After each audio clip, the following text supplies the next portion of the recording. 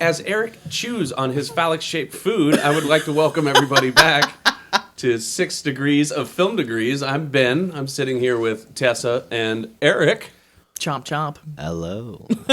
Phallic-shaped food. Cucumba. And today we're talking about the movie Unleashed. Last week we covered Lethal Weapon 4, and the actor I chose to cover was Jet Li. And Unleashed being my favorite Jet Li movie, I figured it was important enough to talk about today. You're looking at me like I'm stupid. I did when you first told me that we were going to do Unleashed. God, she was not happy. I was not having it. I'm like, God, really? But I eat my words. And there was like, you want to watch Unleashed? No. No. I want to watch Dateline I more. was just going to say, you want to look at that weird blonde guy that sits across from people.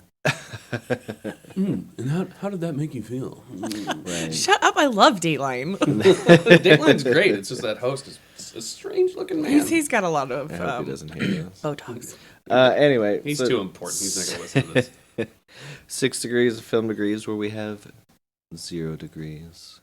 This is true. 0 degrees. We have 0 credibility. We just love movies. We're here to tell you about Unleashed, which this movie bamboozled me when I first seen it. When it first came out, I was used to the Jet Li flicks.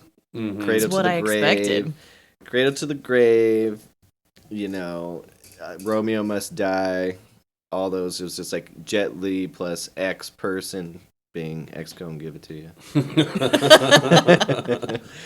And that whole film spree of just whatever. It was. I loved them, especially that early 2000s. I was about it. But when I seen this movie for the first time, and this was towards the end of all those, I remember going into it and not liking it at first because I was expecting the standard. But as an adult rewatching it, not just this time, but a time before, it's a fantastic movie. And see, that was why I liked it so much, because it wasn't your typical I'm gonna punch you in the gut type action movie. Tell you what, Right. It actually had Jet Li acting in it, and that's what I thought was great, because I think it's his best acting performance. I have so many fun facts about this movie. You're just dying to get I'm into like, it. oh, no, I won't share it yet. Okay. But I agree. I felt the same way. I was not about this movie at first. I was like, really? God. Of course he's going to pick Jet Li. We're going to have to go down that road. But no, I was totally wrong. And I ended up really liking Unleashed. And yeah, it was not I feel like at all what I expected. The title is so misleading. Because you see, as if I remember right, the cover is just like Jet Li's eyes, and he's like unleashed. Mm-hmm. Like, what are we unleashing on here? Yeah, Well, and it was originally called Danny the Dog. it was. I think that would have been more suiting. No, I like Unleashed because Danny the Dog. It sounds like Danny the Dog. a sequel to Deep Cheeks 4. That movie. Why you always got to take it there, Ben? I don't know. I'm a dirty boy. Bring it back to the porn. But all right, Unleashed is your not-so-typical action movie from 2005 starring Jet Li, Bob Hoskins, Morgan Freeman. I almost forgot the and. I read good. It had a budget of $45 million, and it only made $50 million worldwide. And I honestly think that's because everybody was expecting a Jet Li movie. Absolutely. Yep. But the film was written by Luc Besson. I always tried to figure out how to pronounce that. I had to look that up for this podcast. Did you? He's French, so I was wondering, is it Besson? Like croissant? Right. How do you say it? Besson. Just Besson. Besson. Luc Besson. Okay. All right. I like it. But it was also directed by Louis Leterrier, or Leterrier. But him and Besson partnered up with The Transporter. And I found that out doing research on this movie. Right. But that completely makes sense with how the fight scenes go. It's I don't want to say it's clunky, but there's a certain style with how they shot the movies. Right. And I thought, The Transporter was a great movie up until it became the greased up deaf guy from Family Guy at the end. There's a 30-minute scene where he's all greased up and they're trying to grab him, he's slipping out and then hitting them. And it was so cheesy. But I think they did great with this, and I think Luc Besson, he's got a good way of writing action movies. Fifth Element, Leon the Professional, although I did find out I talked to you about that. There was supposed to be a sex scene in Leon the Professional. Yeah. Really? With him and the girl, and that complete, because there is a pedophilia undertone in that Sure. movie, and I found that out, and I'm like, oh, Well, look. and I have something to add to that about this film as well. Okay, yeah, because there is kind of that. Yeah. It's got And then, what was I say? He also did Kiss the Dragon. yeah. And Kiss the Dragon is another Jet Li film. It's based in France, and it also has all these underlines as well. Mm-hmm. That's a fantastic film. Kiss the Dragon. Yeah, I still need to see that. I Yep, haven't seen it yet. same. Add it to the list. Right? Bart, played by Bob Hoskins, is a vicious loan shark whose method of persuading men to pay him back involves Danny the dog, played by Jet Li, a young man trained like a dog and left with the mentality of a child. The movie begins with a fight scene, and Bart pops the collar off of Danny, saying, "Get him." As he uses Danny to collect debt from the people that owe him, people get wise to the method of popping the collar. In another warehouse, he is told to wait until a blinking light goes off. Distracted, Danny is enamored by a piano and the tuner, Sam, played by Morgan Freeman, working on it. Failing to come to Bart's aid in time, Bart decides to enter Danny into an underground fighting ring as a get-rich-quick scheme. Man, I wrote a lot for this. After the first match, their car is hit by some men from whom they collected, and their car is shot up. Danny flees the scene and comes back to where he met Sam. With how this movie starts, okay, so yes, they did train him like a dog. That was the whole theme. Mm-hmm. And there was one scene where I felt like Jet Li acted more true to the dog thing, but I also felt like everybody on the set was like, let's not do that too much, because there was like a scene where his uncle hands him like a piece of what he's eating, and he eats it just like a dog. Mm-hmm. Mm-hmm. And then, but we never see him react or do anything like that pretty much again. And I am happy that it didn't necessarily go that way, because it would have been too gimmicky. Yeah, I agree. And I'm happy the way that went they there. Yeah, but that was like a starting point, and they're like, What and done with this. How I think they played it off well was how he fought, because it was animalistic. It was exactly. brute, and he didn't let up. He attacked how a wolf would attack you. Yeah. Yeah, it was very, very animalistic, and I mean, He played it predatory. perfectly. Yeah, I mean, it just turned into prey versus predator. It was so brutal. I loved watching it. It was unique to me for that time. And this whole first act kind of has that. Obviously, there's the underlying of, he's still a person. He has those feelings and curiosities that are still there, and he's not completely gone. And I feel like, anyway, and I me as a kid, when I first seen this when it came out, the first act is what I liked. Mm-hmm. I was like, hell yeah. He's a dog. He's a dog. He's gonna kill everyone. Killer animal. Right. And then the rest of the film cuts into this whole other pace, and it's fantastic. Yeah, that's As part an of adult, I think it's fantastic. what drew me and totally changed my mind. Mm-hmm. One of the things I love about this movie is Bob Hoskins. He's one of my favorite actors, and that man is absolutely terrifying. But doing research, I don't know if you have notes on that. Who was going to play Bart? I read it, but I didn't put in my notes, so you go ahead. Okay, so Albert Finney was first cast. Which is He was the dad in Big Fish. Mm-hmm. no. Yeah, that's who Originally, it was going to be him. They wanted Anthony Hopkins. No. Then they asked Michael Caine and Brian Cox, and then Billy Connolly was their last choice. That he had agreed to the movie, but then he was filming something else. There was a scheduling conflict, so he dropped out. And Bob Hoskins was like, I guess, their last resort. But I couldn't picture any other person in that role. Absolutely. Michael Caine? Because he's so strange. He's kind of like that actor plays like the muddy, gritty slumlord that guy was playing, and I feel like no one else could have done it. I don't know. It was very believable. Right. I thought he was perfect. I feel like the actor, like, it's like, sure, you throw in, Yeah, I know that guy. yeah. this wasn't just a movie you could throw Morgan Freeman at and expect it to be done well. I feel like he added to it, but he wasn't the reason the film was good.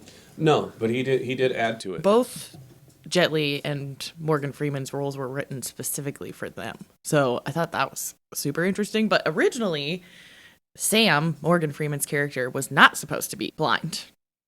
He was going to be, a normal seeing, sighted individual. And it was actually Morgan Freeman's idea to make the character blind. And I can kind of talk a little bit more about it later, but it almost allowed Sam to, quote unquote, see the child in Jet Li a little bit, Yeah, 100%. Because when they first interact, he thought it was a child. Mm-hmm. Yeah.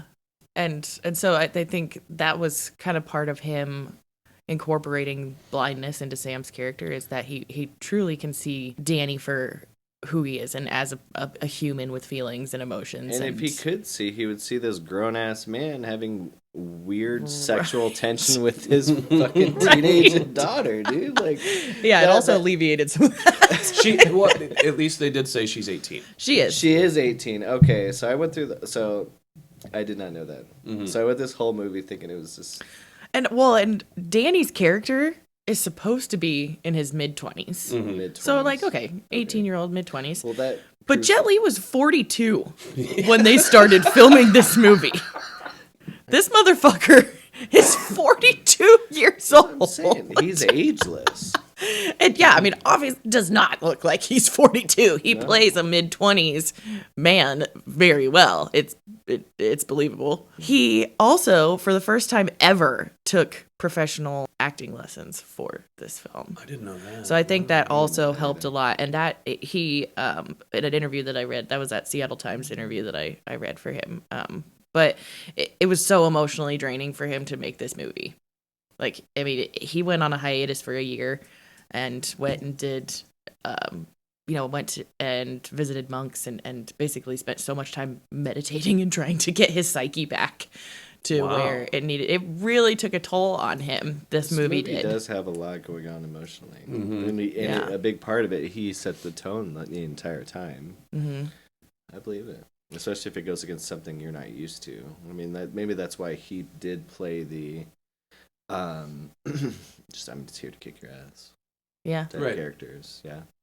Yeah. Very, very minimal lines. I'm here for the fight scenes. Well, and you don't see... And he did. I mean, he has very minimal lines in this, but he has so much emotion expressed through his face, Mm-hmm. So And- much. which is arguably harder. And you kind of get hints of it at the beginning of the movie, like when they're throwing him in the cage and he's bleeding, Right. but he's sitting there reading that ABC book, or looking at the pictures rather. Right. And there's blood dripping from it, and then I hate to say it because he's 42 years old, but it was adorable when he's doing the sit-ups and touching the bear. Right. I thought so too. Right. I loved it. It's so good. It's so well done. But yeah, first time he had ever worked with an acting coach specifically for this incredibly emotional role that was written for him. Mm-hmm. This movie is extremely wholesome, It is. and that I think With that pedophilia undertones. Thanks. She's 18. with braces, I feel like the braces was a little too much. The braces were, I don't, maybe that. That's Does she actually have braces? In no, IRL? that's just Hollywood's. Let's make an actress look young. So slap to. some braces on. Yep, they did slap it. some braces on this pig. Yeah. They did it in Catch Me If You Can too. Did they really? Yeah, that nurse that Leo DiCaprio is diddling. She had braces, and there was a huge braces. scene where she's trying to show him that she got the braces off by licking her teeth and smiling a lot, and he doesn't notice. He's a schmuck for not noticing, but who cares? Because she turned him into the feds. What a bitch. But the jewelry store scene, I just love because the guy he figured it out. He's like, so if we keep the collar on, your dog doesn't attack. Right. And then just starts beating the shit out of him. But then once Jet Li gets unleashed, you see that strange, tall, skinny guy with the goatee just standing there with a shit-eating grin on his face. Just eye fucking him. Mm-hmm. Yep. What are you staring at? Right. I can't do Bob Hoskins at all. But I'm just enjoying the show. God, I sounded like Ringo Starr, but I did it terribly. You did kind of sound like Ringo. I wrote a song, guys. Good, Ringo. We'll put it on the fridge with the others. Good job, boy. I saw Ringo a couple years ago Where at? when the CenturyLink Center was the CenturyLink Center. Oh, you guys had lunch? I saw it. No, he did a show, and it was actually really good. I enjoyed it. I went with my mom. It was lovely. The guy was a human metronome. I don't think he gets enough credit. No, I don't think so either. Anyways. But yeah, the creepy tall guy just standing there, shit-eating grin. It was foreshadowing. That whole scene was a little silly. I guess in the sense of maybe if these people had obviously they had been dealing with Danny for years, right? And it's just like this dude finally just figured out it's just if you leave the collar on, they can't do shit. Yeah, all this happens in one day. Right. But for Really? continuity's sake. Right. And and it goes to show like obviously his uncle feels it like twice in a matter of 2 scenes where he kind of bites his own ass in the way that he trained him. Don't do anything unless his collar's off. And then, he just stood there. He did what he was told. You can't, and then obviously he's a douchebag about it. He's like, yeah, you just stood there. It's like you're expecting human emotions from this guy, but you trained him to have 0. Right. Yeah. It's Obey. That's like when it starts to get upsetting for me. Well, and that's why I think Bob Hoskins is fucking terrifying. Right. Yeah. We forgot to mention, also part of this, why this movie has an unrated and a normal rating. Oh, right. This is fucking great. And because we're getting out of the first act here shortly. So there are 2 scenes in the film, one in the beginning, one in the end, where we see a gal's boobs. Her tatas. And then there's a scene at the end where we see this gal's boobs and bush. And that bush. called for the unrated scoring. Well, and my thing about that is the ratings board. It's one big circle jerk. They will give you a list of things that you need to change, and they probably had 20 things on that list to change it to an R rating, but all they did was take out the tits. Yep. 2 scenes. Take out the tits. Just take out the titties. And so they got their R rating. And then they got to circle jerk it for more of your money by saying there's an unrated version. All they do is see 4 pairs of boobs. Yep. I fell for I was gonna 2 say we pairs of did. boobs. But there are. I did it too. Like, He what's told the me he was doing the unrated unrated. version? I was like, all right, I'll watch the unrated. But there are people that have wised up to the ratings board, and they specifically add shit, knowing that they're just going to give them an X rating no matter what. So they'll add this stuff. Creators of South Park, they did Team America, and that sex scene with the marionettes. They added the most grotesque shit. Like they're shitting and pissing on each other. It's gnarly. But they Don't added, kink shame on our podcast. right. I'm just saying, safe area. How dare you, Ben? But they added that specifically for the ratings board, because then they came back with this list and they just edited down that sex scene and that was it, knowing full well. And then they got the R rating. That's all they did. I thought that was brilliant. I didn't know Right. that. The more you know. About sex scenes. But that gimmick aside, like I felt like the movie was necessary how it was done. Aside from the 2 pairs of tits, who cares? Like obviously it teetered between the unrated and the R rating, but like I felt like that was necessary. Like sure, like, it was an opportunity to make more money on people. It's like you could have the R rated version and the unrated version for your DVD collection. Joke's on you. Look how fancy I am. Oh, okay. You could buy the 2-pack. The 2-pack. It's got both of them. It's got both. One's got For boobs, boobies. one's not. Guys, The teenage me would have been like, hell yeah, give me that unrated We version. want the boobies. Guys, bring your boners because we're giving away tits. But yeah, I can't emphasize like me being younger seeing this movie and then me seeing it older. Me being younger seeing this movie, I just couldn't do it. Like it was too much for me as probably a teenager. When does this come out? 2003? 2005. 2005. So I was 14, 15. Me as that young could not comprehend what was happening. All I wanted was Jet Li beating some dudes up. And then, but like I seen this, mid 20s again, and I was just like, this is a great movie. This is a fantastic movie. I'm more emotionally stable to sit here and watch this. Yeah, it's definitely. I mean, if you're a younger viewer, the heaviness might not set in. It's heavy. But if you're It's very an heavy. adult viewer, it is heavy. And I mean, it is Especially- relevant to a lot of things going on in our world today, also, even though it was made in 2005. But And one thing with this movie, the whole time I was watching it, I just was trying to figure out like what the time it took place. Like, is this the 90s, 80s, 70s? the setting for the film. Yeah. Mm-hmm. The whole time I was trying to figure it out, and I will get more back into it. But anyway, that was my whole thought process when I watched it for the first time again after 10 plus years. I was just like, when does this take place? And that's a good point because I don't think you see a cell phone or any type of No. modern technology in it. But there's cars, and like you see like some updated guns. You know, you could think it's like maybe 90s. Obviously, it's not. It wasn't like current 2000s. Right. But you know, it's just like, when is this? Obviously, it's in like fucking jolly old, so we don't, you know. I would say 90s. But no, we'll continue. We'll continue on. I'll get to that later. I'm Well- thinking about it now. Like, I don't know. Right? No, it struck me. Well, Bob Hoskins is already pissed off at Jet Li, but when he's got the blinking light, Yeah. red means go. Mm-hmm. Red means go. And then he keeps, I love it because he keeps glancing over at the piano. And then in his mind, he just says, No. fuck it, I got to touch it. Right. I got to go touch it. And he's Touch playing with it, the and that's when you piano. meet Morgan Freeman. Right. And it's a wholesome scene. When he gets excited hitting the keys, I was laughing. It's so wholesome. Mm-hmm.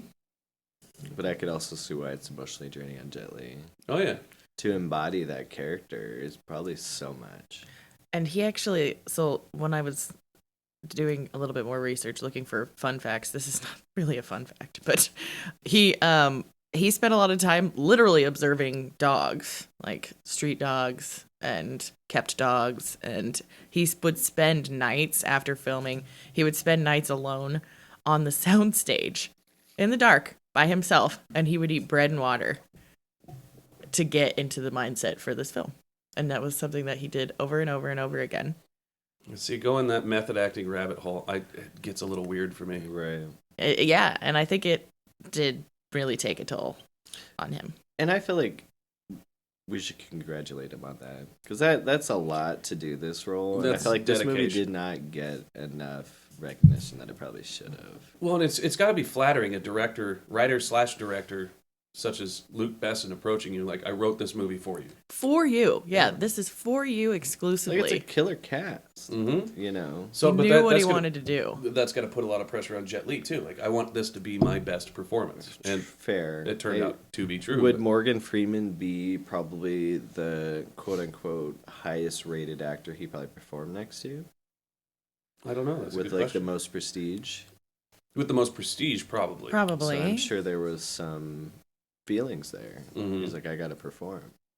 Like Morgan Freeman, I feel like is, you know, I feel like he's like some other actors where he just walks on set. He's like, I'm already golden. You know, he's like, I know what I'm Morgan doing. motherfucking Yeah. Freeman. I could play anything. What you got? I narrated that weird penguin movie. That was tragic. They paid me a lot of money. Tragic. After being nursed back to health after the car wreck and shooting, Danny is introduced to a much calmer world Sam and his stepdaughter Victoria, played by Carrie Condon, live in. Experiencing real life for the first time, Danny's childish curiosity transforms into a joyful, enthusiastic man. Weeks later, Sam informs Danny about moving back to New York, where he and Victoria are originally from. He invites Danny, telling him they think of him as family, and Danny happily accepts. However, Danny runs into Bart's right-hand man, Lefty, in the streets and is forced back to Bart after Lefty threatens to hurt Sam and Victoria. Now, this scene is really where Jet Li's acting shines, because he's thrown into a completely different world, and he knows nothing about it, so he had to play as a child, learning things for the first time. Right, especially, his immediate reaction is he jumps underneath the bed like a child would. Mm-hmm. And Morgan Freeman says it. He says this all verbatim. It's just like, anytime I've dealt with a child, they usually hide under the bed. And then there he is. Mm-hmm. But this is also enter the bullshit with Morgan Freeman's daughter with her creepy-ass fucking eye gaze at him. Dude, she was Creepy so ass. thirsty for Jet Li I this wonder what his whole dick movie. tastes like.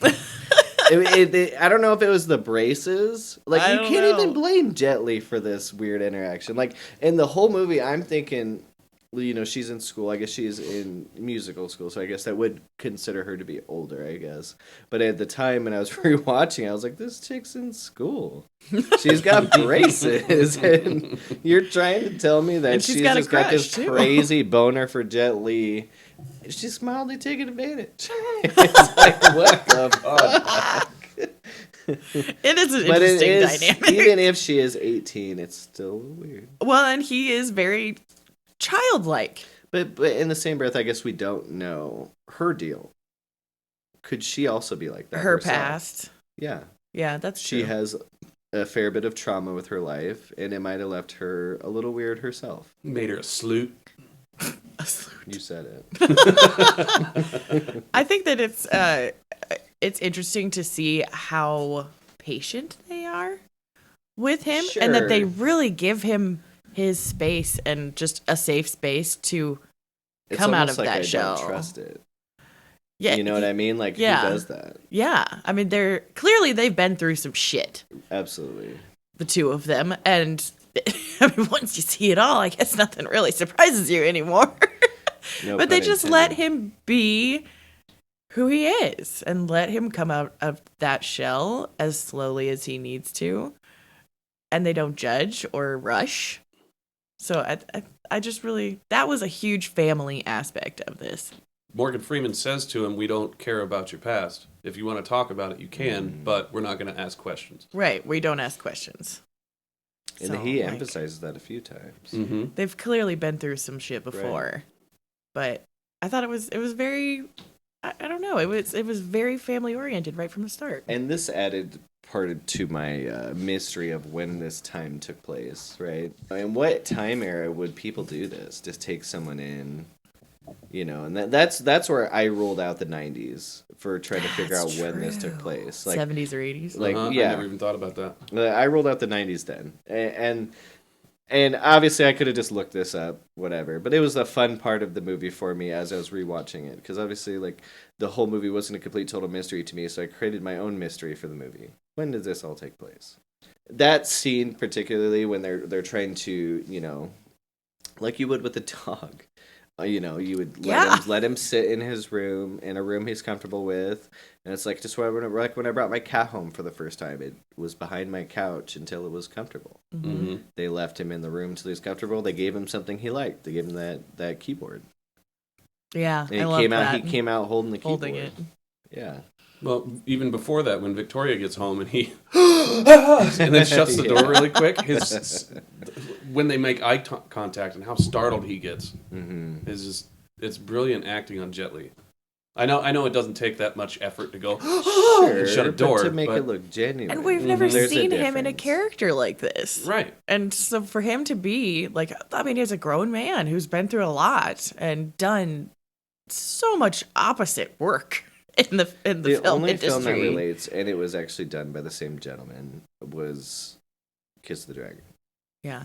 It was a fine line teeter between this type of movie with Jet Li, and I was told that, or you guys have said rather, that he made this role for him, and I was told, not to steal this from Ben, that it was because of his work with Besson. on Kiss the Dragon is why it led to this movie. But Kiss the Dragon is a fine line between wholesome and Jet Li-ness. All right, I gotta watch it. It's a good movie. I gotta check it out. He's got his pins. That's fucking terrifying. He goes for pressure points. The Kiss the Dragon is like a pressure point that he does to someone, and he bleeds out for all of his holes. Yeah, That's weird. It's called the Kiss Sounds the Dragon. dirty. God. Or no, he like puts the pin like he like does some crazy hand motions, like touches his chest a bunch, and then he'll like put the pin in where like the pressure built up, and then when he pulls the pin out, the kiss of the dragon happens. Oh, so he's a proctologist. Yes. Absolutely.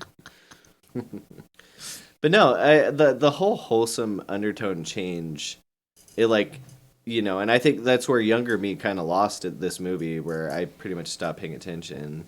But me older was just like, it was fantastic. I don't know. I loved the way it changed, and just like the small things with Jet Li, particularly, that he did so well. I don't know. Like the ice cream scene. The ice cream scene. Oh, I love the ice Yeah. cream scene. I could not get over how well that was done. He Just bites it. Yeah, having ice cream for the first time. Yeah, you How do don't you know what to do? Yeah, you Right. don't know. If you've never seen it. Oh, You've never... swirl it around in your mouth. Oh, that sounded really dirty when I said it. Dude, if you think about her character, all she's there is for the sexual tension.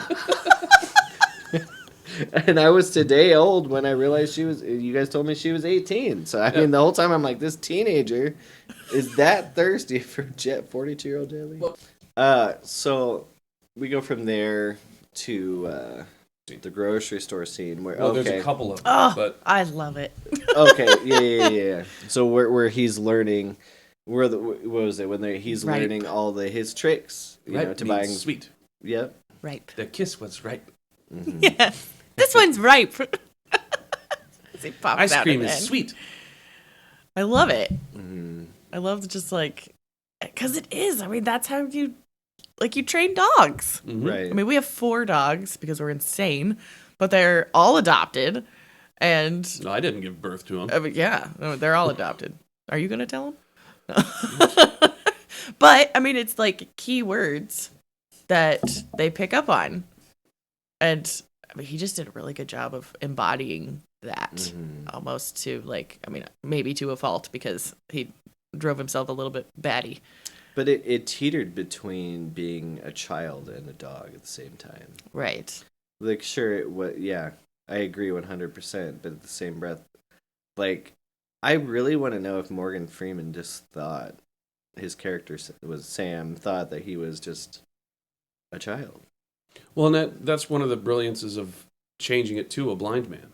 Mm-hmm. Because then he realized that's what that character needed. Because then he's not going to see this full-grown man. He's just going to continue to see this Right. man as a child. Right. And not see the brutality as much. Right. Mm-hmm. Like in the grocery store scene. Mm-hmm. Right. Yeah, there's Right, and he questioned the fighting, and he Mhm. wasn't scared. Mm-hmm. He's like, I know I told you if you wanted to talk about it, we could, but now's probably the time I ask you. Mm-hmm. So he asked him about his past. Does he ask him about his past? I don't remember. Yeah, he said he needed to know certain things about it. Mhm. Right. You know, He's like, you weren't afraid at all. No. no. How come you weren't afraid? Because they weren't attacking me. Right. No reason to be afraid. And he's just standing there stoic, like there's people beating the ever living shit out of each other, and he's sitting there flicking melons. I love it. 'Cause that's This one's right. my mom taught me that too, like how to thump on melons and how to smell the Right. like the top of it and to determine what's ripe. So it was very cute. I thought. But yeah, Lefty, you just want to punch that guy in the face when he comes around that corner. I know. Fucking asshole. Right. Ruined everything. And you almost feel like like I remember when I rewatched it, like you almost get like this anxiety for him Yeah. in a way. You're like, God damn it! And then you know, you saw like how terrified he was in the face when he was like, you know, your uncle's been missing or whatever. And he's like, no, he's dead. He's like, no, he's not. He's like, oh shit. Mm-hmm. And it sucks. Everything was going so great, Right. Mm-hmm. and then this motherfucker had to come around the corner. You know, and I remember first time watching it thinking, like, because I was so enamored in the movie that I thought Bob Hoskins' character, Bart, was dead. He was actually gone. And that there was going to be something else at the end to pull him back into the world. I knew somehow he was going to be pulled back into that world, but I didn't think it was going to be Bart. And then Lefty comes around the corner. Oh, yeah, it's fine. Right, and this was just after he let his teenage lover let him take off his collar. and he was okay with it. Oh yeah, That's true. Yes, and he was all right. Like this was teenage a lover. You son of a bitch. She's 18. He's in his mid-20s.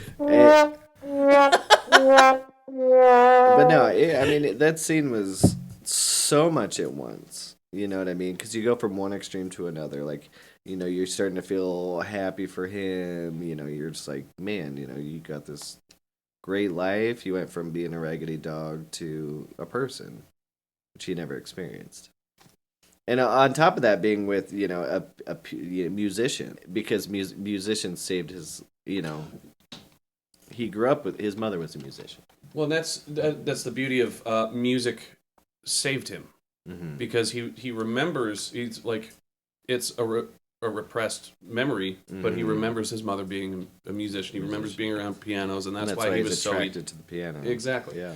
And I think this is a good time to point out who did the soundtrack. Massive Attack. Massive Attack. I think they did a fantastic job. Massive Attack is one of my favorite electronic groups. Oh. They did a lot of stuff for, well, they took songs that they already had, but they're in Snatch. Okay. They did the theme song for House. Yeah. Oh, really? For one season. Well, And then they switched it again. I'm like, what the fuck are you doing? Is that why the look happened just now? We were talking about the... What, are we all going to make out? Yeah.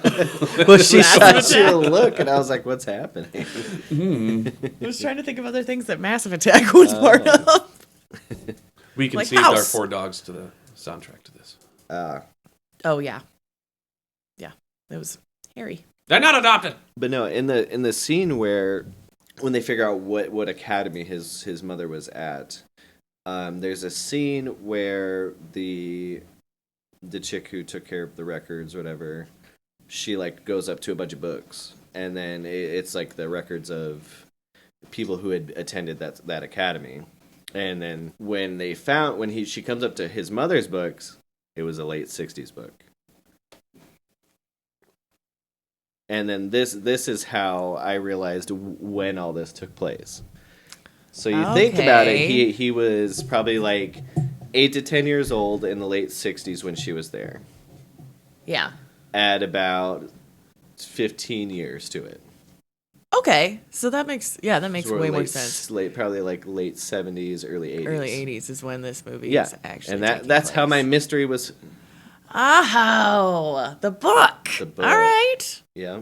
Look at you catching that shit. Right. Okay. Yeah. Well, we've solved the mystery. That makes much more sense as like how they react Because it's gritty. to taking in Because Danny. by the 90s, everyone's too scorned by life. There had There's been like, too no, many we're not serial taking- we're not killers by taking then. people in. People were still okay with like hitchhiking and shit like that back then. Right. It was wild, wild I'll west. pick you up. Where you got to go? 500 miles west? All right, I'm going east, but I'll still take you. Yep. You might get killed along the way, but all right. And then from there, I mean, to add to like the wholesomeness is when, you know, that's the scene where he asks him to come with him back to the States, and that was this all took place right, and that's what I was building up to, is like it adds to the shit of running into that fucking idiot Lefty. Yeah. You know, another part about how you're saying it's later, also, him being able to take this random child or 42-year-old man back to the States with him. He has no identification. He's got no passport. He's no birth certificate. That wouldn't no be nothing. able to happen. No, unless he was back in the time you're saying he was in. It all makes sense now. It's clicking. Either that or those are continuity errors that Luke Besson didn't think of. I think he thought of him. Yeah, I'll give him credit. Yeah. He made Fifth Element. I love that movie. Yeah. Yeah. You gotta give him that. She knows it's a multi-pass. We gotta say that every episode. I have to. The end of eternity. But yeah, I just think it's funny that we already covered it, but one of my notes is Luke Besson's creepy undertones. Oh, There was even some moments with Sam and Danny that I thought were a little right. What are you doing? Right. But I didn't get that with them. Maybe because I was too distracted by the 18-year-old. That's what I'm saying, dude. I the whole time I just couldn't get past that. Like, this is to an me, she odd was like a 15, relationship. 16-year-old. Like, I was just like, this is weird. Yeah, it was an odd relationship. But I also try to keep my mind away from that a little bit because I know that the movie is supposed to be about family. Right. It's supposed to be supposed wholesome. to be about this closeness and this bond between humans who have, had some struggle in the past, and there's no judgment at this point. I mean, you've been through what you've been through, and kind of like a take you as you are chosen family almost. And my mind is tainted, and it went there. Yeah. Like, we are jaded. right. I couldn't It's a help fucked it. up world we live Right. in. It is. But even in the interview with the Seattle Times, Lee said the film was about family. It was about the possibility of love and a life free from violence. And he achieved it. Yeah. That's not fucking to beautiful. jump around, but like I love that about this movie, that so it good. ends on a positive note. One thing we never talked about was the Fight Club. The Bob Oh Hoskins yeah, made him the join. Fight Club. How he kicked like 10 dudes' asses in 3 seconds. Well, and walked that's away. coming up in Act 3, but the first one, when he just he walks in, Right. punches a guy in the throat like 3 or 4 times, he collapses, and he just walks out. Yep. Like, damn. Uh-huh. Okay. That's when you understand truly how powerful Danny actually is. Yeah. The use of the collar. Bart drags Danny back to the underground arena where a death match is set between Danny and 4 ruthless martial artists. Despite Danny's refusal to fight, Bart shoves him into the pit, where he is attacked by the fighters while trying to defend himself. Next morning, Danny manages to escape from Bart by causing a car crash and goes back to Sam and Victoria, telling them what he has learned and where he was. Bart and a large gang of thugs arrive at Sam's apartment building to capture Danny, causing Sam and Victoria to... I've jumped from... I made this way too small for my ass. For your ass? Yeah. You light your ass on This is fire. way too small for my ass. Sorry, Penny. I got a gaping butthole. And Danny it's hides my Sam and fault. Victoria in their closet and runs out to fight the thugs. He proceeds to furiously beat Bart, causing Sam and Victoria to burst out and beg Danny not to kill. However, a defeated Bart orders Danny otherwise. Bart tells Danny he will always be an animal, to which Sam responds by smashing a flower pot on Bart's head, knocking him unconscious. Sam, Danny, and Victoria embrace having calmed Danny's rage. Bart and his men are arrested, all in the aftermath. The movie ends with Danny and Sam at a piano recital at Carnegie Hall, where Victoria is getting ready to perform. Realizing Victoria is playing what his mother played years ago, Danny sheds a happy tear. Oh. But yeah, so he's thrown back into the underground fighting ring, and he does not want to at all. Right. No more kidding! I think he No, yells. he Right. wants that life free of violence. Mm-hmm. Even when it could be his own death. Right. If he doesn't do anything. Yeah. Which speaks volumes. And like I think it's such a character development, you know what I mean? Like it's insane. And obviously like, this whole movie is character development, right? Like it's kind of like I said, it's crazy how much Jet Li like probably had to put into doing this, because that's a lot of progression. Mm-hmm. And obviously this wasn't done like overnight, but still that's incredibly taxing on somebody. And it's just that whole scene was, I don't know, said a lot. It was emotional, I think. And I definitely thought when they burst out and they were trying to stop him, I'm like, no, fucking kill him. I'm like, it's fine. Right. Just one more. And then I'm like, no, okay, all right, I understand. It was like, where do you draw the line? Where does it stop? Well, You and know? that's one of the things in that underground fight scene, or under the Fight Club thing Yeah. that I loved about. We brought it up at the beginning. His fighting style, how it was just brutal and brutal, and it was more so in this fight because he was so pissed off that these people were trying to kill him. He just wanted to stop him, but he didn't want to kill him. He just wanted to incapacitate him. He throws that woman down on the ground, and he's just smashing his fists into her chest. I'm sitting there thinking, like, right. Mm-hmm. Yeah. I'm like, God, he is angry. Yeah. Don't piss Jet Li off. No. He was finally getting what he wanted. He was finally getting to see that kind of family lifestyle, and then all of a sudden Then they're going to left, come it and ruined it. try and take that away and put him right back to where he started, when now he's seen what he could have. Right. Yeah. Well, I thought I'd it be was pissed. just it felt so much more different this time when he got thrown back into the hole after the Fight Club scene. It was more emotional because you 100%. understood what Right. like he's basically a child, and you're torturing this poor fucking kid. Right. It's just completely taking advantage. Right, and the fact that his uncle knew was the one that killed his mother originally. Yeah. And that's and the fact that what was it? And this was so stereotypical, and the fact that he saw an Asian child that had some fight in him, and This kid knows how to fight. Oh yeah, I'm gonna take him to be my dog, my martial artist dog. Well, and that's where the fan theory of the movie Soldier comes in. Soldier was garbage, so you don't need to see it, Tessa. I promise. But I did read about this a bit. Yeah, there's a fan theory that he was part of the Super Soldier program. But I don't know how. I didn't read too far into it either because it seems like a little hard to tie to that, right? Like obviously, I mean, there's like one part in the movie where his uncle says, I take you and I give you some training. That's like kind of a double standard there. It's just like, you're referring to his canine training, or are you referring to his martial arts training? I think he's referring to his martial arts training to be like the killer dog, but in this sense, you wouldn't be an actual canine sense, but it was referring to his actual martial arts sense. I'm sure he was trained by someone. He had to have been. That brings up a memory from the beginning of the movie. He's got the punching bag, and you see the first glimpse of humanity in him because he punctures the punching bag and he feels bad. He wants to save it. Yeah. He'd rather stop that from bleeding than myself, because he had the wrap for his head. Yeah, he'd rather use that, like the medical tape, the wrap that he was given. But that also says how much that punching bag was his friend.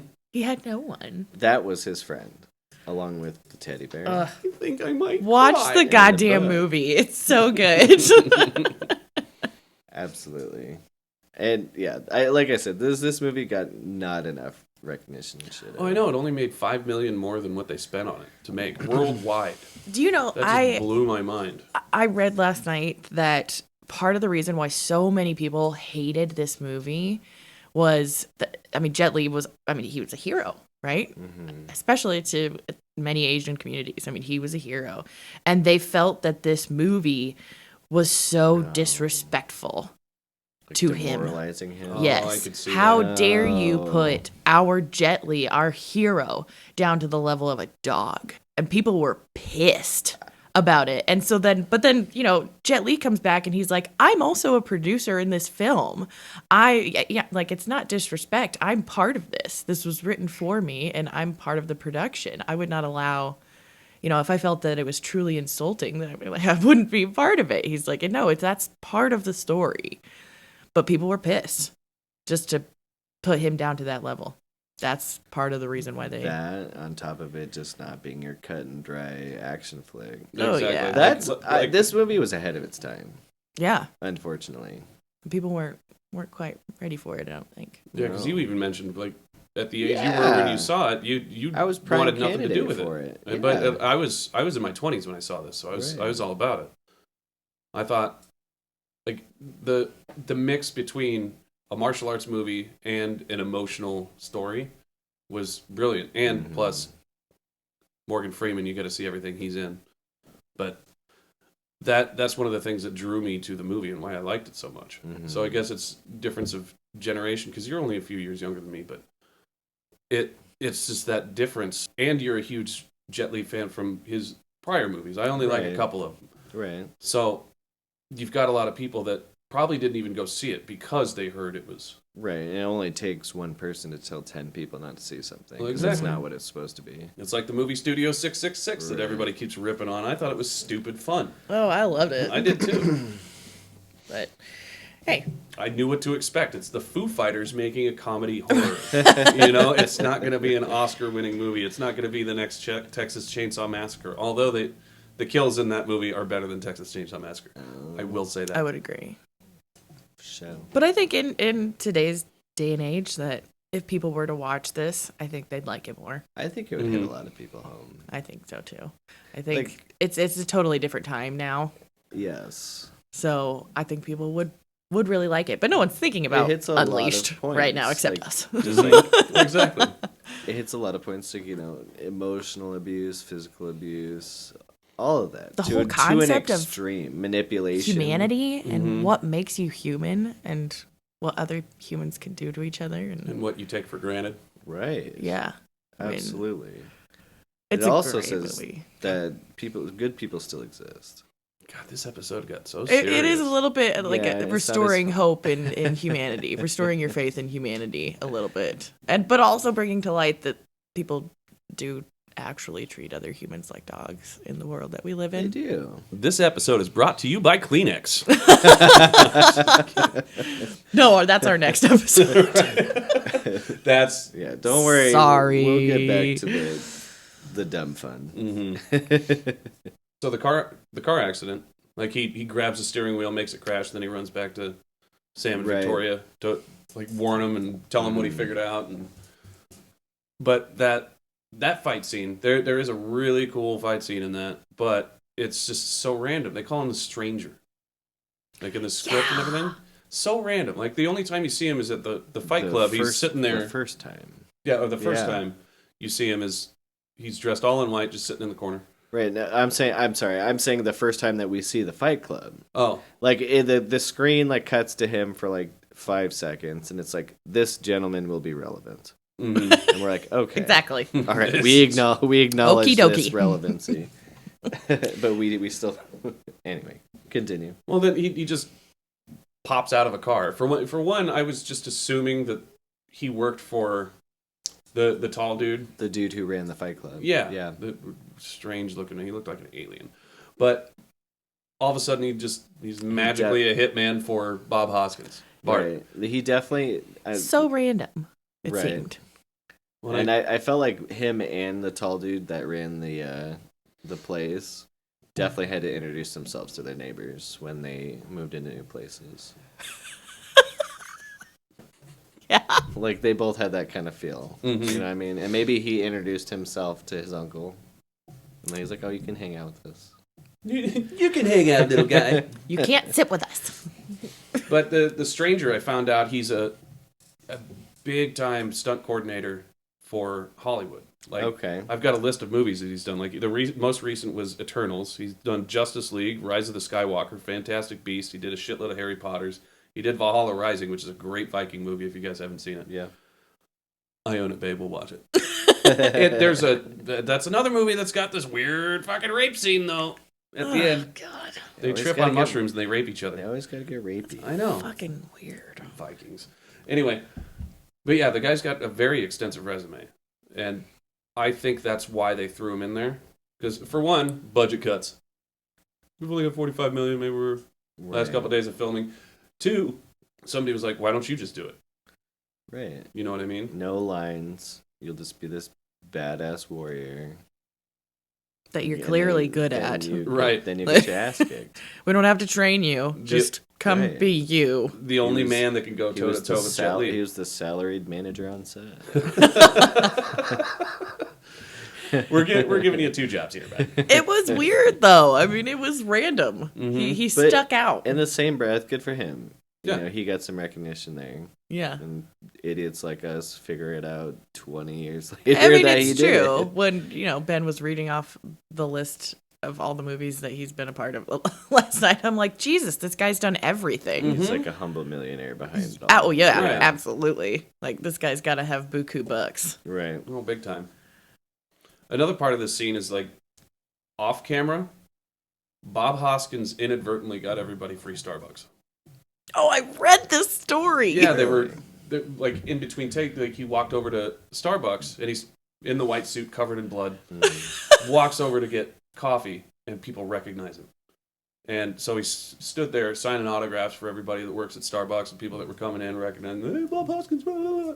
So the Starbucks employees said everybody gets free coffee.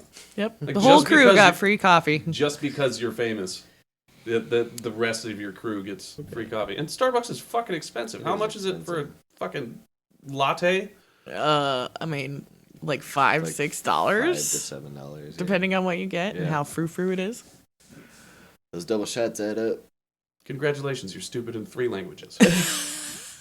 Sorry, movie quotes all day. Venti. 20. But yeah, the part where like Morgan Freeman busts out of the closet when he's almost killing Bob Hoskins, and he's like screaming, "Don't do it!" Blah, blah, blah. I did not expect Morgan Freeman to smash the pot over his head. Not He's at sitting all. there talking shit to Danny. Do it. You always be an animal. But whatever. Like I said, I can't do Bob Hoskins. I keep hitting the microphone. Anyway. You're fired. Well, see you later. You're fired. But no, I didn't see that coming. Not at all. Even rewatching it, after X-Men, I completely forgot that happened. I did too.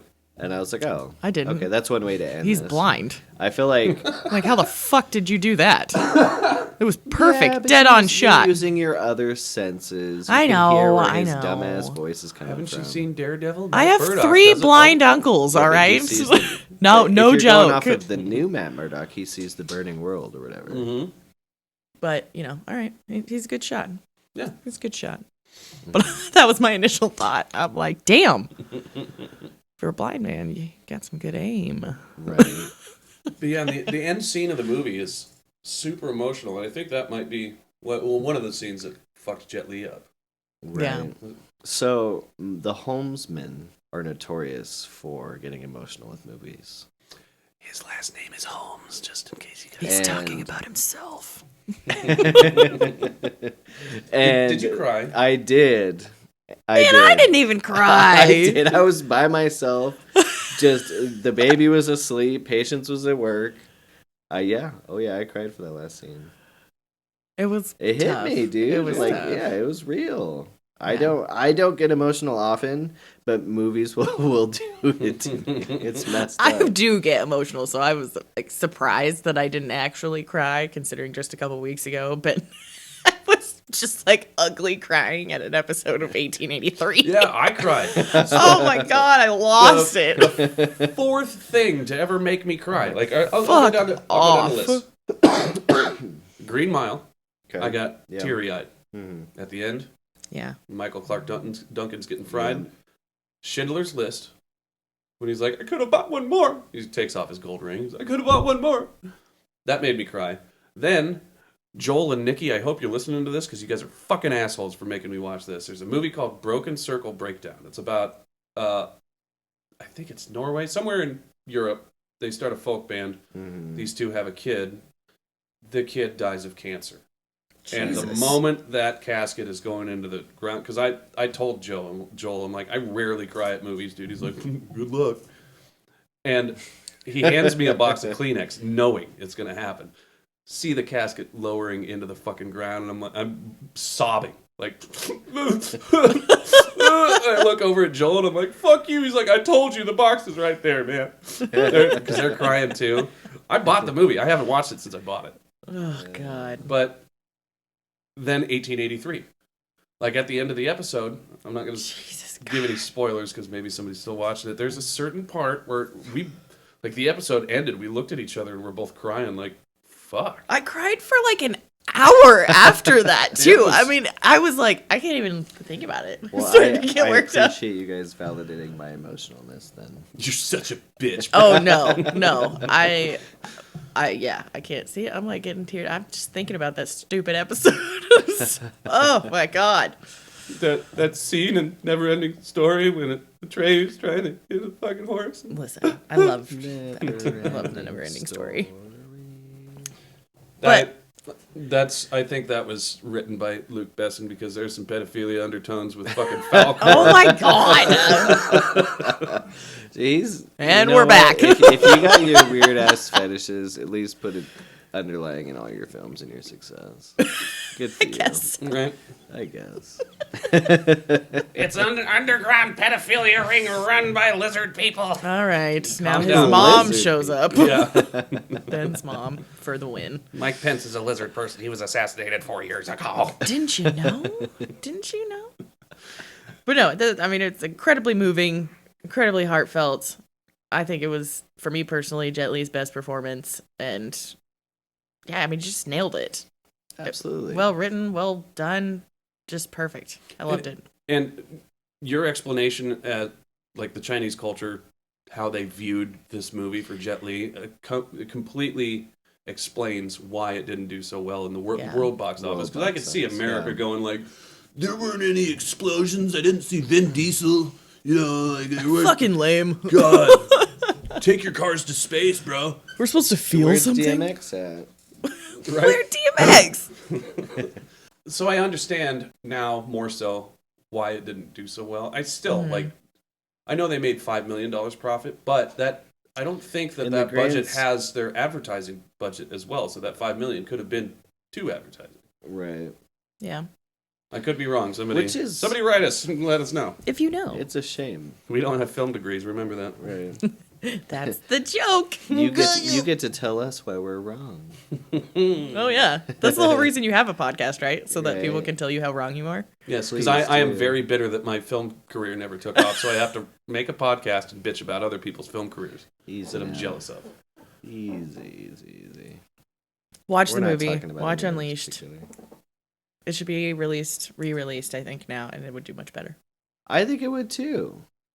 I mean, not even for the quick buck. I think it would do every single one of these actors and actresses, people who worked on it, just the justice they deserved for what feels like went into this movie. Mm-hmm. Like, it's hard to mix genres like that, and they did it successfully. Very successfully. I think. Yeah, it is a little bit like oil and water, but when you think of it traditionally, I guess. But they managed to do it. Right, and if I recall, like, not much after this, Jet Li didn't do a whole lot. No, I mean, he had to take a whole year of doing nothing. What was it? He did the last, what was it, the Forbidden Kingdom with Jackie Chan. Yeah. Loved that movie. He was in Mulan. Mulan, yeah, he played the Emperor. Like, and then obviously the Expendables movies, but in between this movie and all that crap within recent, he didn't do a whole lot, at least in the States. No, he did take a hiatus and take some time to Dude, if recenter himself. If I made like this well of a movie and the outcome was what it was, I would be a little bitter too.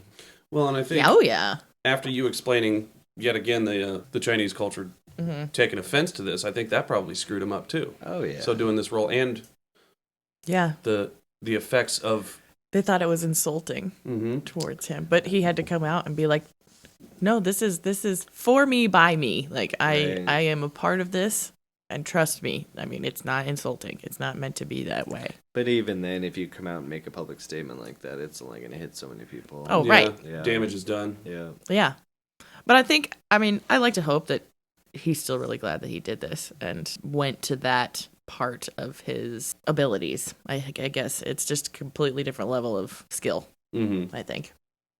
Yeah. And the fact that he was willing to learn something new. Like, and obviously, like, probably any role he had never done, he probably didn't have to do method acting. Mm-mm. No, Why Because would it's he? just action. He was There's just like, playing himself. It was like the Mortal Kombat movie all over again. and don't get me wrong, acting is really tough. Mm-hmm. So even in his action movies, he's still acting a little bit, but not going as in depth as he did in Unleashed. Right. Like, he has a character. He sticks to that character, but that character also has attributes what his specials are. Yeah. Yeah. All right. There you have it. Yeah. Yes. Sewing with Buttersworth. So our rating system for the 6 degrees of film degrees with no degrees. Our lowest score being 1 and done. You know, read this movie once, watch it, we're done. Not see it again. Which every movie we do will at least be a 1 and done in my book. Oh yeah. If you haven't seen it, at least give it one watch. Will this be a rent occasionally? You know, take Ben home for the night. Let's watch Unleashed. Hey, last week she said she wanted to take a girl home. I'm still curious about that. When's she coming? And then this is a buy and download to your iPhone, whatever you got, and then watch it when you can, or when you're bored, doing whatever it is in your life. And then is this a hunt down the DVD, put it on your bookshelf, in the metaphorical bookshelf, or in my case, will be a real shelf. The way you didn't even move your head, you just kind of like looked over. Real shelf. But no, for me, this is a hunt it down and get the DVD movie. Like 100%. My kid's gonna get this DVD. She's like, what the fuck is this? Shut up and watch it. Just watch it when you're 20-ish. Yeah, I think you'd need to be a little bit older to Yeah. be able to appreciate all of it. This ain't no teeny bopping bullshit. Yeah, definitely not. But I agree. I'm the same way with you. I think I would want a copy of this. This is something that I would recommend to people, that I would like to lend to people. So yeah, I'd want to have the DVD. I own it. I already own it. So yeah. So it's one and done. Don't ever watch this piece of shit. No, I own it. There's a reason why I chose this movie. It's literally my favorite Jet Li movie. I almost said Jackie Chan movie. But it's my favorite Jet Li movie, and I think there's a lot of emotion that people missed because they were just expecting that typical punch 'em up action movie. 100%. I was case in point. The beginning credits didn't have any flames, so people were fucking pissed. Explosion. But I'm rating this, buy it. But like Eric said, every movie that we rate, it's at least watch for yourself. I think this is a good time to bring this up. My buddy's wife taught me a valuable lesson about movies. I went to visit them in Indiana, and she's a huge movie buff. And she's like, "Oh my God, have you seen this?" This is like the night before I'm leaving, coming back home.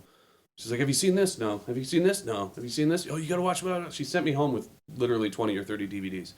And she told me what order to watch them, and I watched a couple of them. Great movies. If we ever get to it, I will pick the movie Perfume, because she turned me on to that movie, and it's so weird and so great.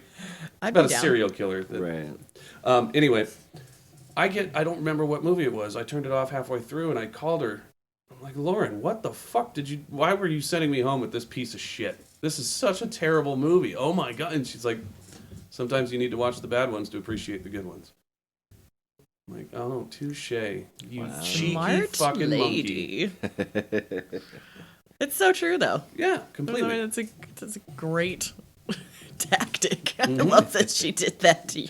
Yeah, when she did it, I'm like, that's actually very clever. I still don't want to watch the shit ones, so tell me which ones are the shit ones so I can get out of the fucking... Like, all right, I learned my lesson. Right. Now tell me which ones I shouldn't watch.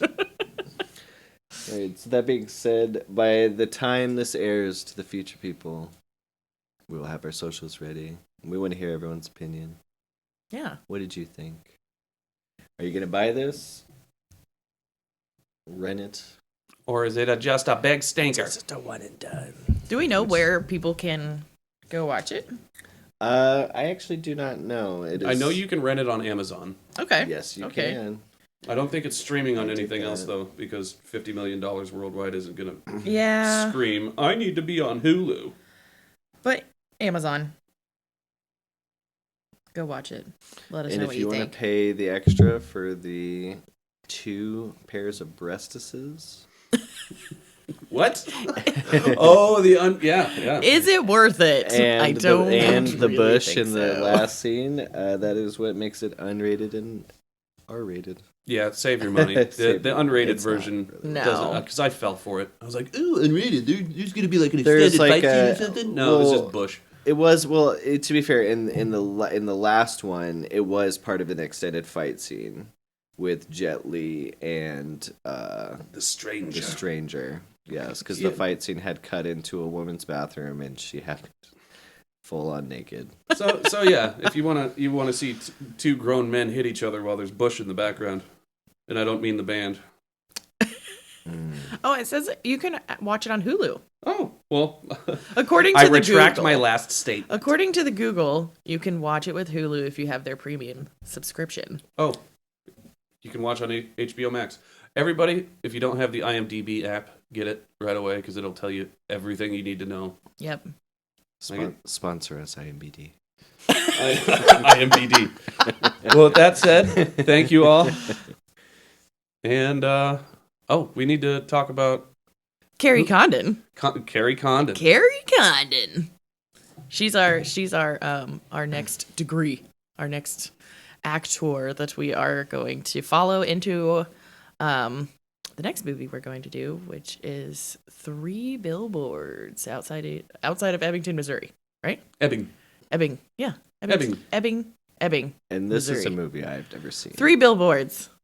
And so that's going to be our next one, but we are following Miss Carrie Condon as she also stars in that film. So hopefully we won't keep it too sad. No, it's good. Like, Sam Rockwell's such a prick, but he's funnier than shit in that movie.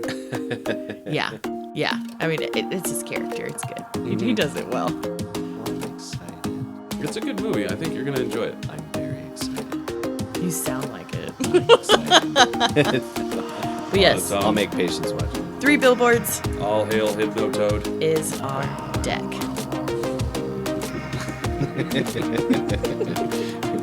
Well, anyway, we're being silly. So on that note, we're gonna get all funky later on next week. I love you.